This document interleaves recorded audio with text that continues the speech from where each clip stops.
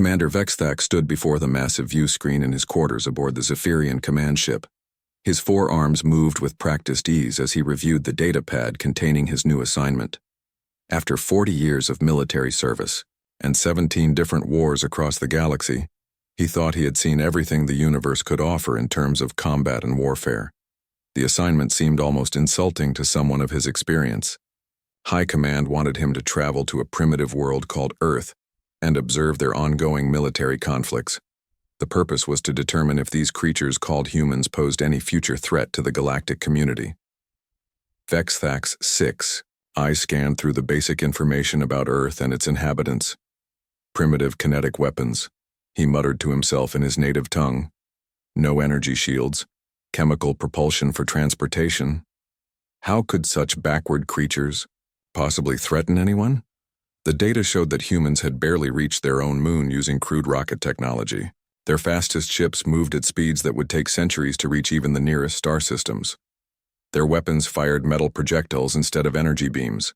They had no force fields, no plasma cannons, and no faster-than-light communication. Systems Vexthak had fought against the savage Krolix hordes who could tear through steel with their bare claws. He had survived the siege of Altair Prime, where the enemy used weapons that could melt entire city blocks in seconds. He had commanded fleets against the robotic armies of the Nexus Collective, who felt no fear and showed no mercy. Compared to these threats, humans seemed like children playing with toys.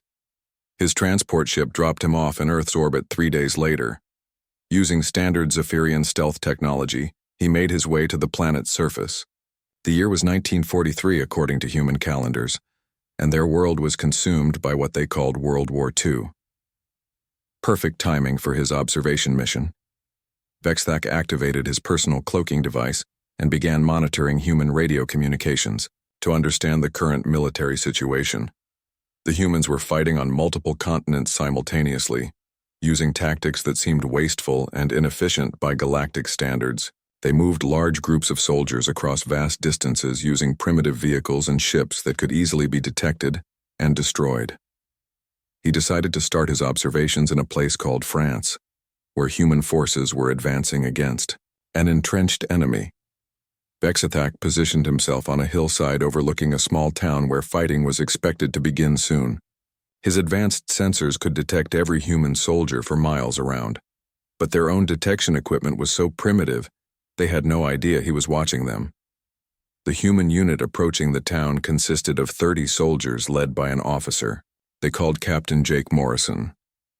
Vexthak analyzed their equipment through his sensors. They carried rifles that fired small metal bullets, wore cloth uniforms that provided almost no protection, and had helmets made of simple steel. Their heaviest weapon was a machine gun that required 3 soldiers to operate effectively. Against them, the enemy had positioned twice as many fighters in concrete bunkers with clear fields of fire. Any competent military commander would see that a direct assault would result in massive casualties for minimal gain. The logical approach would be to call for artillery support or find an alternate route that avoided the fortified position entirely. Vexthak watched with professional interest as Captain Morrison gathered his men and explained their mission. They needed to take the town before nightfall to secure a road junction that other human units would need the following day. The alien commander expected to see a textbook example of primitive tactics, probably involving a crude frontal assault, that would demonstrate human military incompetence. Instead, Morrison divided his soldiers into 3 groups and began a coordinated advance using cover and concealment techniques that were actually quite sound. The humans moved carefully from building to building, using smoke grenades to obscure their movements and providing covering fire for each other as they advanced. The battle lasted 4 hours. Vexthak watched as human soldiers displayed courage and tactical awareness that impressed him despite their primitive equipment. They used teamwork and communication to overcome their technological disadvantages. Several times, individual soldiers risked their lives to rescue wounded comrades or provide covering fire for their retreating teammates. But what happened next puzzled the alien observer completely. Captain Morrison was hit by enemy fire while leading his men across an open street. The logical response would be for the unit to continue their mission under the next ranking officer. Instead, 3 soldiers immediately abandoned their positions and rushed into the open to reach their wounded commander. The enemy fire was intense. Two of the rescuing soldiers were hit before they could reach Morrison. The third soldier, a young human named Danny Walsh, managed to drag the captain to safety but was wounded in the process. Other soldiers provided covering fire, abandoning tactical positions they had fought hard to gain. Vexthak activated his translation software to listen to the human communications. He heard Walsh shouting to his teammates that the captain was still alive but needed immediate medical attention. Instead of completing their mission to secure the town, the entire unit focused on evacuating their wounded leader and the other injured soldiers. The humans succeeded in taking the town, but only after spending additional time and losing more soldiers to rescue their wounded. From a purely tactical standpoint, their behavior made no sense. Morrison was just one soldier out of 30. His loss should not have compromised the mission or caused other soldiers to take unnecessary risks. Vexthak made his first entry in the mission log. Humans display strong attachment to individual unit members. This behavior creates tactical vulnerabilities that could be exploited by a competent enemy. Their emotional responses override logical military decision-making. As night fell over the French countryside, the alien commander settled in to continue his observations. He expected that a few more days of watching human warfare would provide enough data for his report. These primitive creatures fought with heart instead of brains, which made them predictable and ultimately defeatable. He had no idea that what he had witnessed was just the beginning of something that would challenge everything he thought he knew about warfare, courage, and what it truly meant to fight for something greater than yourself. 3 weeks had passed since Vexthak began his observations of human warfare. He had moved his position several times to study different units and tactics across various battlefields. Each time he expected to see the same pattern of primitive combat methods and emotional decision-making that would confirm his initial assessment.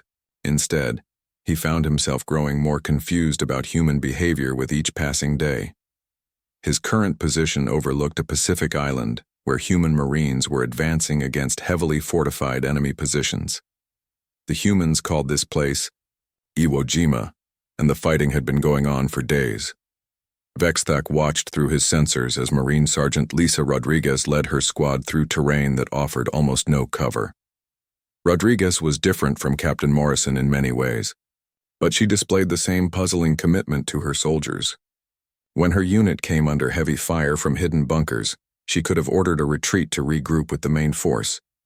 Instead, she studied the enemy positions for several minutes and then developed a plan that used their limited resources in ways that impressed even the experienced alien commander. Rodriguez divided her 12 Marines into 3 teams. The first team would create a diversion by attacking the enemy's left flank. The second team would use that distraction to advance, on the right side. Her own team would wait for the perfect moment to assault the center position. It was a sound tactical plan that showed real military thinking. But what happened during the execution of this plan left Vexthak staring at his instruments in disbelief. When the diversionary team came under heavier fire than expected, Rodriguez immediately abandoned her carefully planned assault. Instead of pressing forward to complete the mission, she led her team to rescue the soldiers who were pinned down in the open. The rescue took 2 hours and cost the Marines their chance to take the enemy position before nightfall. From any logical military perspective, Rodriguez had failed. She had sacrificed tactical advantage to save soldiers who had accepted the risk of being wounded or killed when they volunteered for the dangerous mission. Yet when Vexthak listened to the radio communications that night, he heard no criticism of Rodriguez from her superiors. Instead, the other Marines spoke of her with obvious respect and admiration. They seemed to value her decision to risk the mission rather than leave their comrades behind. The next morning brought an even more confusing observation. During a lull in the fighting, Vexthak watched a human medic named Peter Chen crawling across open ground toward wounded soldiers. The alien commander first assumed Chen was moving to treat injured Marines, which would make tactical sense even if it was dangerous. Instead, Chen was crawling toward enemy soldiers who had been wounded. In the previous day's fighting, these were the same fighters who had been trying to kill Chen and his fellow Marines just hours earlier. Now the human medic was risking his life to provide medical treatment to people who would probably try to kill him again if they recovered. Vexthak checked his translation software 3 times to make sure he was understanding the situation correctly. Chen was not following orders from his commanders. He was not trying to gather intelligence from the wounded enemies. He was simply treating their injuries because they were hurt, and he had medical supplies. The alien observer had seen many different species fight in his long military career. He had watched as various armies showed mercy to defeated enemies or provided medical care to prisoners of war. But he had never seen any species provide aid to enemy combatants during active fighting, while those same enemies were still shooting at them.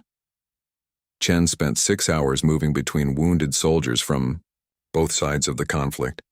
He used the same medical supplies and gave the same level of care to everyone he treated. When enemy fighters tried to shoot at him, the wounded enemy soldiers he had already helped actually warned him about the incoming fire. By evening, Chen had saved the lives of 8 Marines and 5 enemy soldiers. He had also been wounded twice but continued working until all the injured fighters had been treated. When other Marines came to evacuate Chen to the aid station, several of the enemy soldiers he had helped chose to surrender rather than continue fighting. Vexthak made careful notes about this incident, but he struggled to find any logical explanation for Chen's behavior.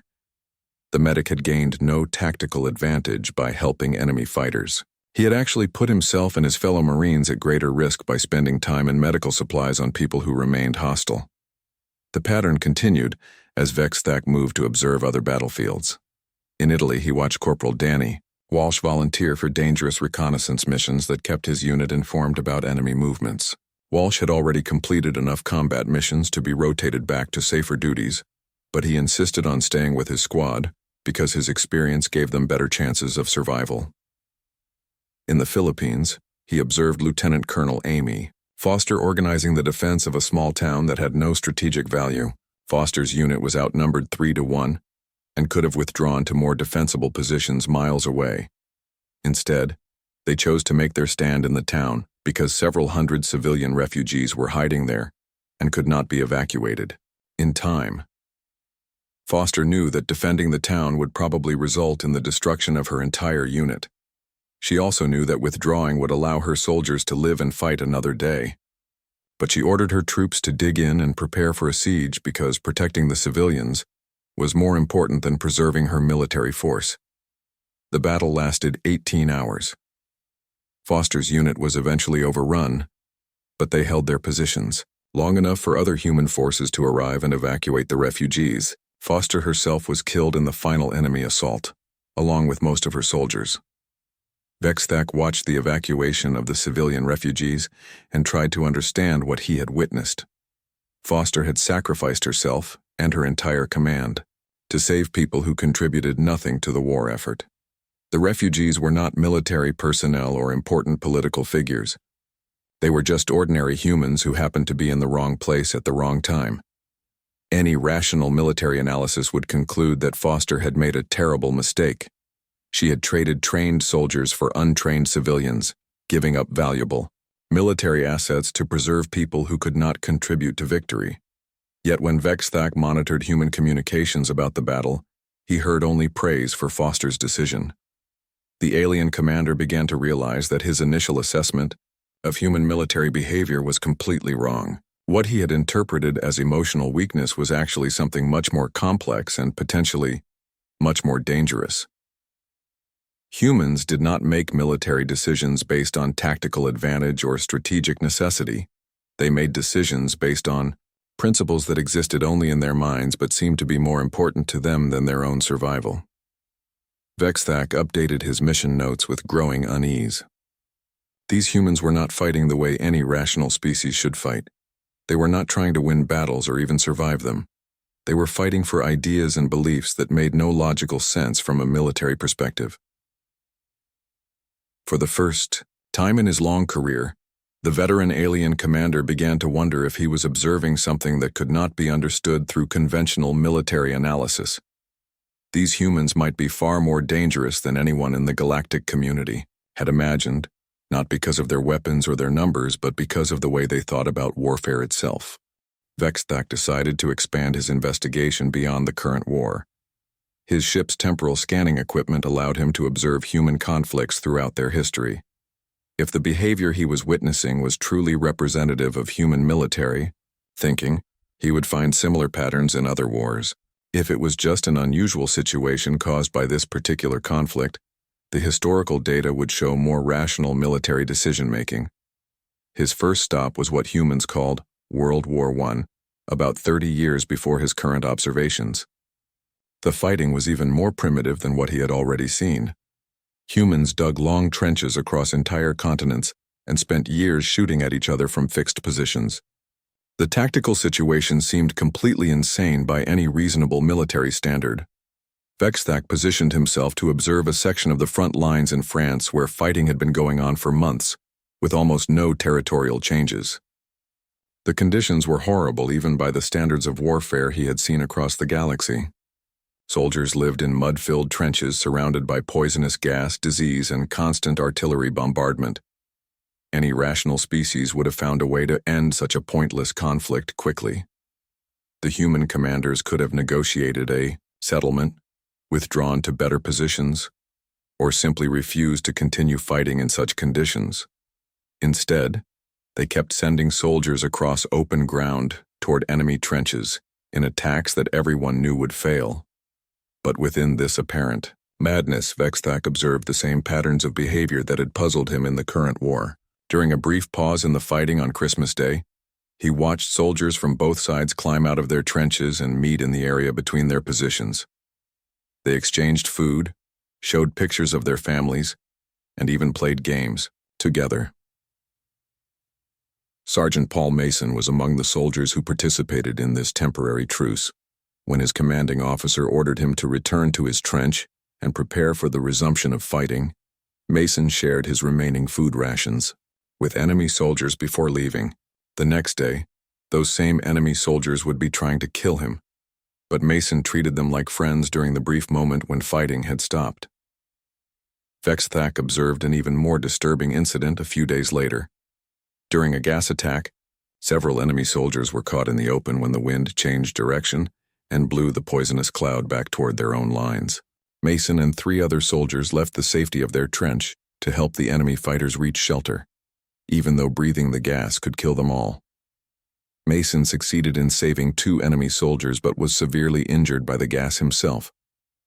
He spent 3 weeks in a military hospital and nearly died from his injuries. When he recovered and returned to the front lines, he was assigned to the same section where the soldiers he had saved were fighting on the opposite side. This pattern of behavior made no sense from any military perspective Vexthak could understand. Mason had risked his life to save enemies who would continue trying to kill him and his fellow soldiers. He had gained no tactical advantage and had actually removed himself from combat for several weeks while he recovered from his injuries. The alien commander moved forward in time to observe the American Civil War, thinking that perhaps this internal conflict would show different patterns of behavior. Instead, he found examples that were even more confusing. He watched Field Surgeon Dr. Kate Williams treating wounded soldiers from both sides of the conflict, without regard for which army they belonged to. Williams had grown up in the northern states and supported their cause in the war. She had volunteered to serve as a military surgeon because she wanted to help end slavery and preserve the Union. But when wounded Southern soldiers were brought to her field hospital, she treated them with exactly the same care and attention she gave to Northern troops. On one particularly busy day, Williams worked for 16 hours straight, treating soldiers from a major battle. She performed surgery on 12 Northern soldiers and 9 Southern soldiers, using the same medical supplies and giving the same level of care to everyone. When she ran low on morphine for pain relief, she distributed it based on the severity of each patient's injuries, rather than which side they had been fighting for. A Southern colonel who had been captured during the battle watched Williams work throughout the day.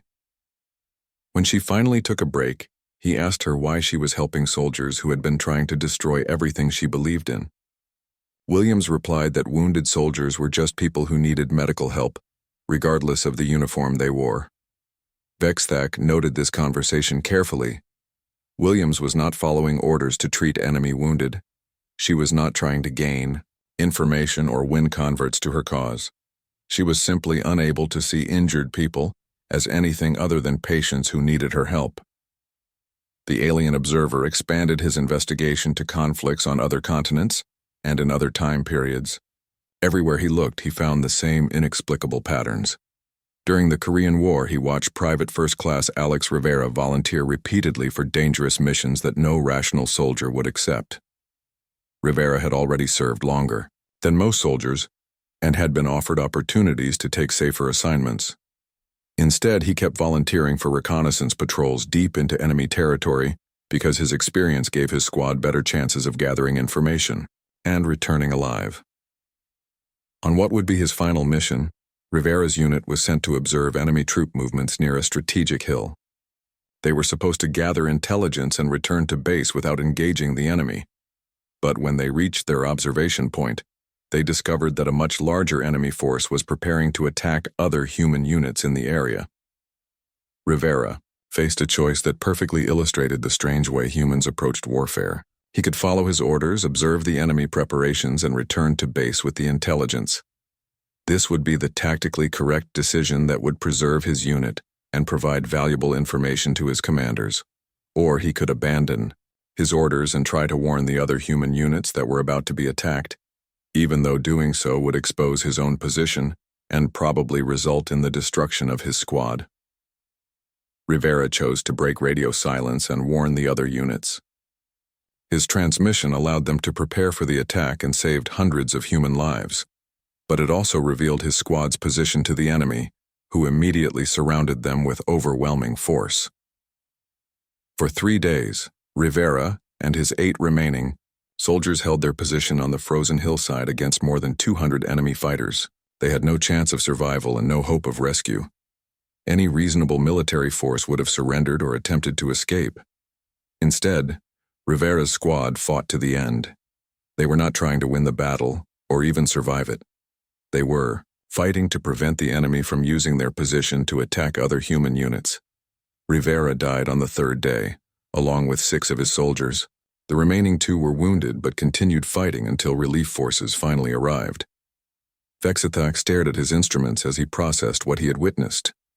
Rivera and his squad had sacrificed themselves not for any strategic advantage, but simply to protect other humans they had never met and would never see again. They had thrown away their lives for people who might not even know their names. The alien commander began to understand that he was not observing normal military behavior by any galactic standard. Humans did not fight wars the way other species fought them. They did not calculate odds or weigh tactical advantages. They fought for abstract concepts like duty, honor, and sacrifice that seemed to override every survival instinct and logical consideration. Vexthak made his 3rd entry in the mission log, with hands that trembled slightly as he wrote. For the first time in his long military career, he was beginning to feel something he had never experienced before while observing warfare. He was beginning to feel fear. Not fear of human weapons or tactics, but fear of the implications of what human behavior might mean for the rest of the galaxy.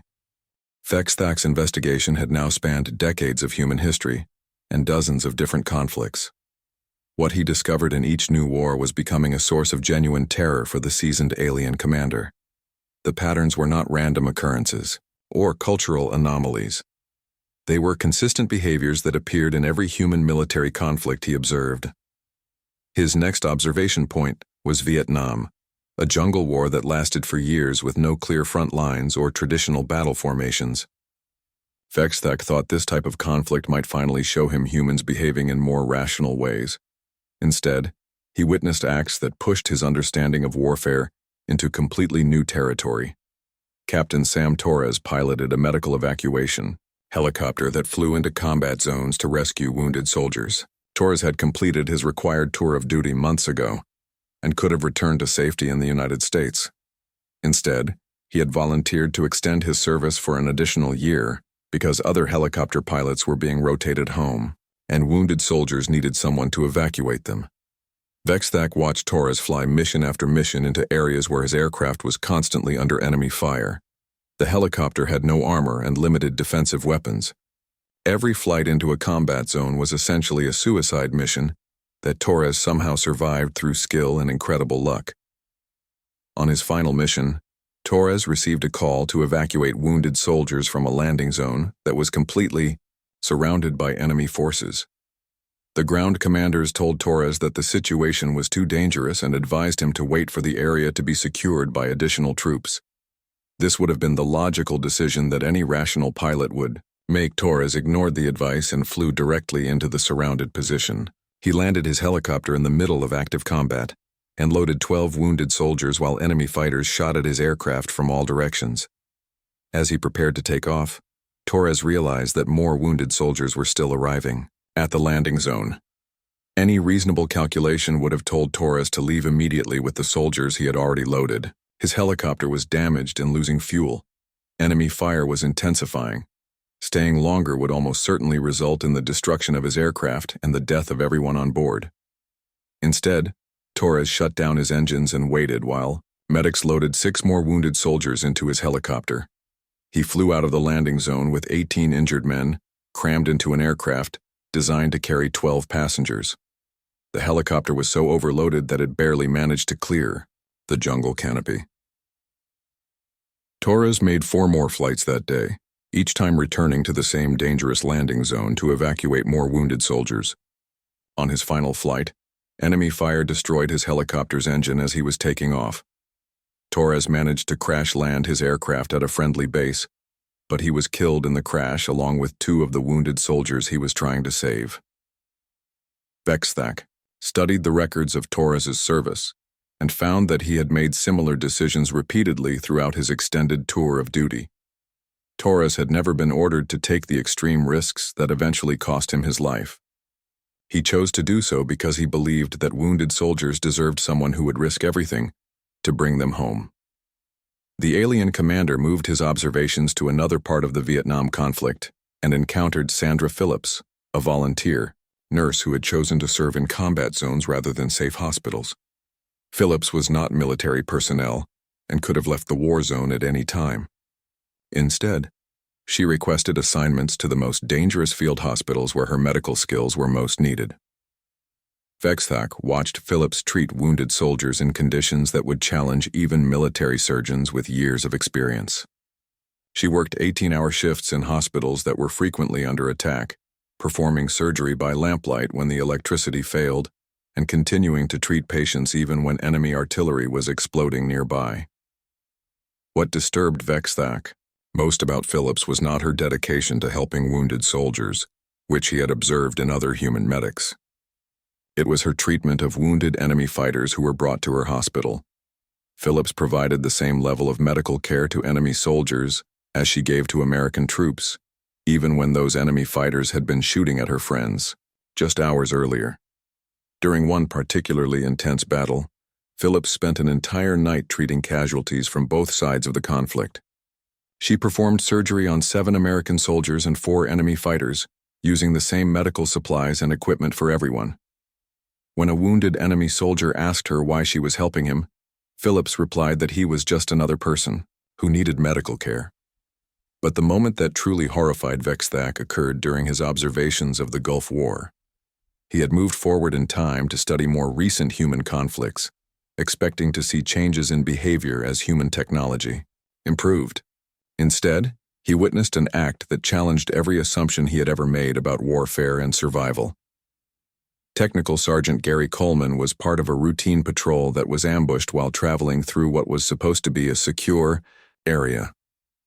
Coleman's unit was scattered by the initial attack, and he found himself separated from his squad with a wounded leg and limited ammunition. As Coleman tried to find his way back to friendly forces, he discovered a group of enemy fighters who had captured 3 American prisoners. 2 of the prisoners were soldiers, but the third was Maria Santos, a civilian contractor who had been providing humanitarian aid to refugees displaced by the war.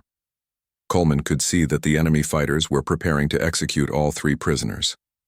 From his hidden position, he could have easily slipped away and reported the situation to his commanders. Military rescue teams could have been organized to attempt a rescue operation. This would have been the tactically sound decision that preserved Coleman's life while giving the prisoners the best chance of survival.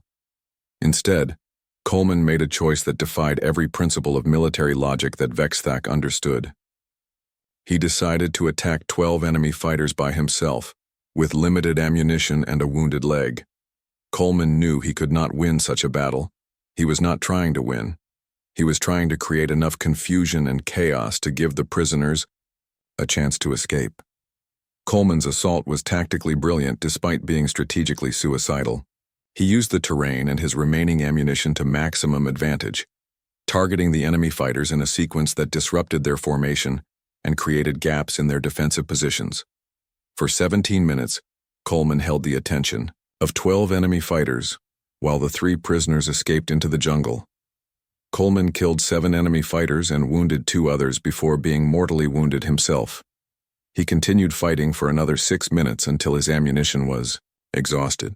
When the remaining enemy fighters finally overwhelmed his position, Coleman was found to have sustained 14 separate wounds, but had never stopped trying to reload his weapon. The 3 prisoners that Coleman died to save all survived the war. Maria Santos returned to civilian life and continued her humanitarian work in other conflict zones.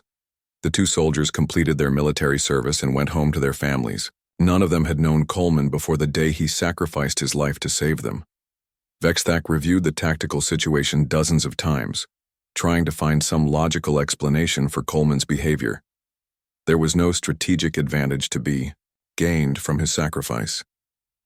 The 3 prisoners were not high-value military targets or important intelligence assets. Coleman had thrown away his life to save people who contributed nothing to the war effort.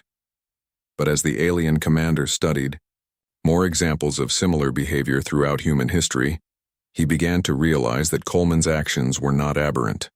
They were typical.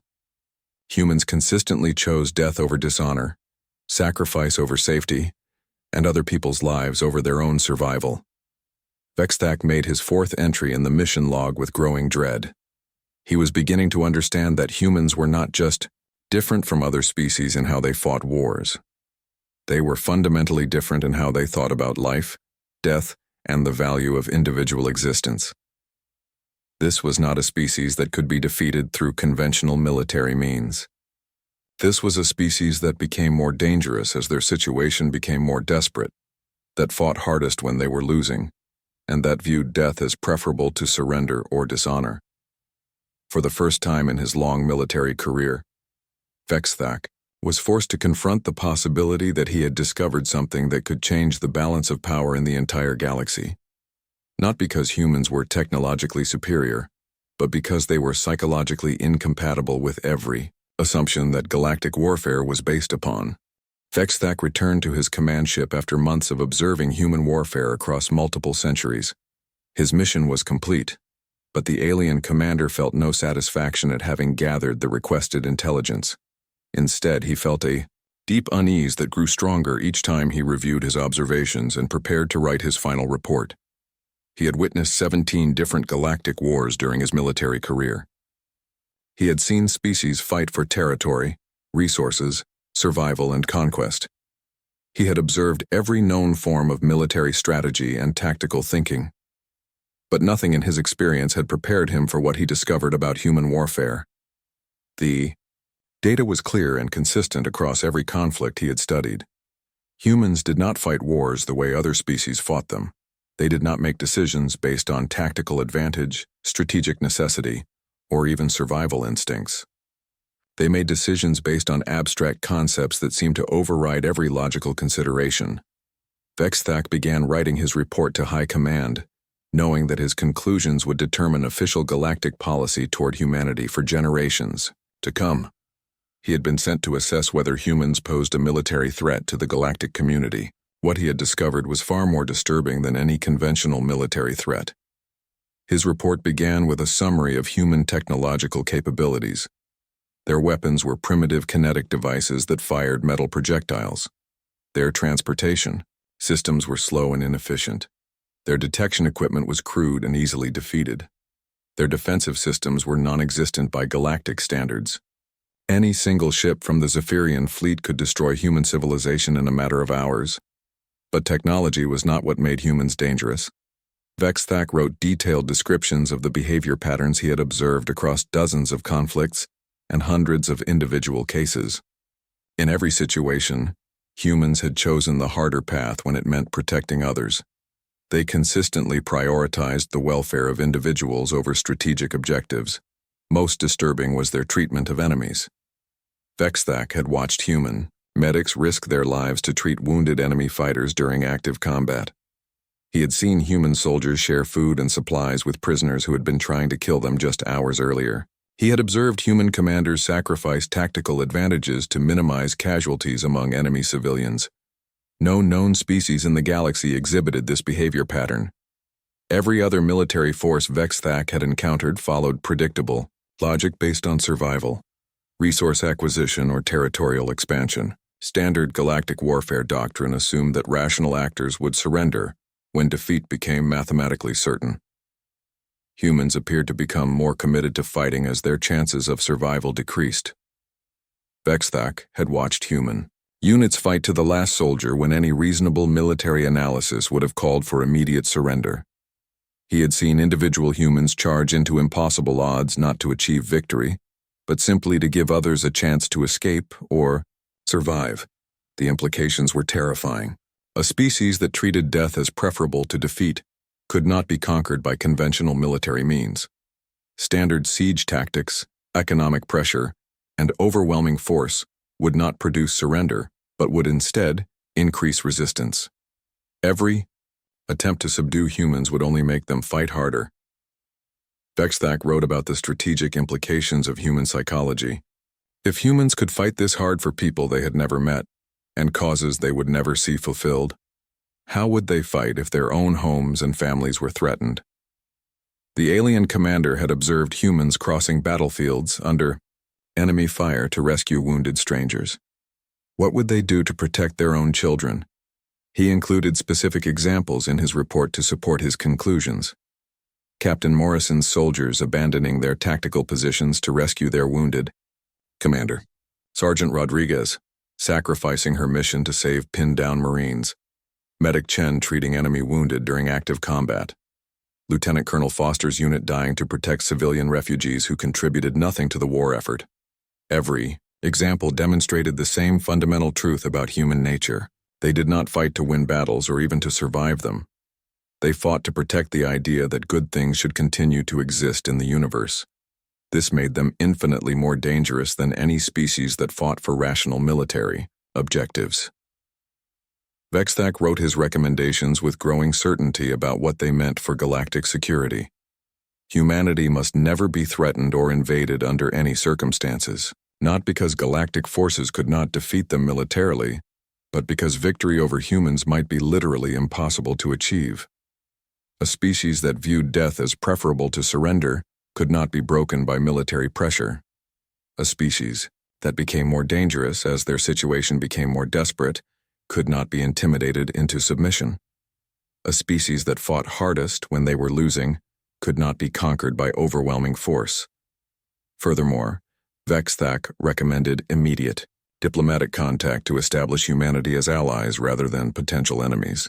If humans could sacrifice everything for strangers and abstract principles, they would be incredibly valuable as friends and absolutely terrifying as enemies. The alien commander concluded his report with observations that he knew would shock High Command. He had fought in 17 galactic conflicts and believed he understood the nature of warfare. After observing humans, he realized he had understood nothing about what war could become when it was fought by beings who cared more about principles than survival. Humans did not fight wars to conquer territory or eliminate enemies. They fought to end the need for wars. They did not seek victory over other species. They sought a universe where victory was unnecessary because everyone was protected and cared for. That might be the most terrifying thing of all. A species that fought to create peace rather than achieve dominance could not be reasoned with, bribed, or intimidated. They would keep fighting until either they were completely destroyed or they had achieved their impossible goal of making the universe safe for everyone. Vexthak transmitted his report to High Command and waited for their response. He knew that his conclusions would change everything about how the galactic community viewed humanity. Within days, orders came back declaring Earth a protected world that no empire was permitted to threaten. Years later, when extra-dimensional, Invaders attacked the galaxy. It was human volunteers who led the desperate defense of worlds they had never seen. Vexthak watched human General Rachel Adams coordinate the protection of alien civilians, while human ships charged into impossible odds to buy time for evacuations. As human vessels disappeared into enemy fire to save people they had never met, Vexthak finally understood what he had been observing all those years ago. Humans did not fight because they hated their enemies. They fought because they loved everything their enemies threatened to destroy. The alien commander made one final entry in his personal log as he watched the last human ship sacrifice itself to save an alien colony. These creatures were not dangerous because of their weapons or their numbers. They were dangerous because they had made the universe a place where good things were protected by people willing to die for strangers. That made them the most terrifying military force the galaxy had ever seen, and the most precious allies anyone could ever hope to have.